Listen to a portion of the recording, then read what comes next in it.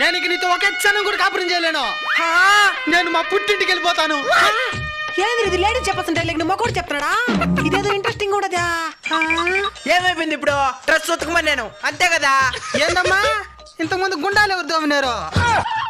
నీకు ఒక తన్ను తల్లి. నేను నా బిడ్డలు తీసుకొని మా పుట్టింటికి వెళ్ళిపోతాను.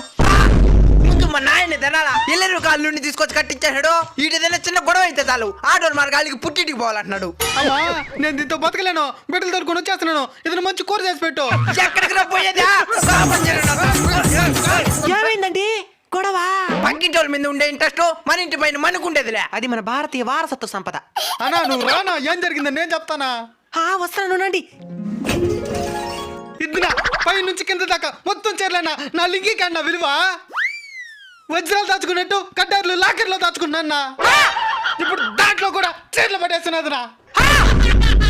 Ladies domination.